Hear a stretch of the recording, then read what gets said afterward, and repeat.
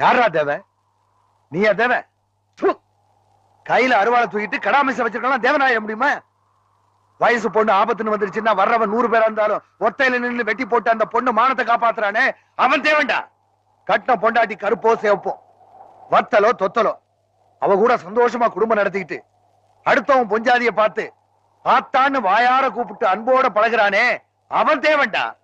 நம்ம சாதிக்காரங்க மட்டுமே இருந்த அந்த காலத்துல நல்லது கெட்டதுக்கு 4 சாதிக்காரங்க வேணும்னு இவங்களை எல்லாம் கூட்டியாந்து குடி வச்சு இருக்கிறதுக்கு இடமும் பாக்குறதுக்கு வேலையும் கொடுத்து அதை பார்த்து ரசிச்சானே ஓம்பாட்டனும் ஏம்பாட்டனும் அவங்க தேவன்டா.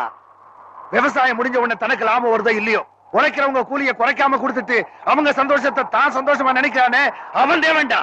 அதே சாதிசன வருஷம் நல்ல நாள் பெரிய நாள் அன்னைக்கு தான் வீட்டுக்கு வந்து புது துணியும் பொங்கச்சோறும் வாங்கிட்டு போறத பெருமையா நினைச்சு தலை நிமிந்து நிக்கிறானே அவன் தேவன்டா. தேவன் பாக்குறதுக்கு தாண்டா முரட்டுத்தனமா இருப்பாங்க. பழகுனா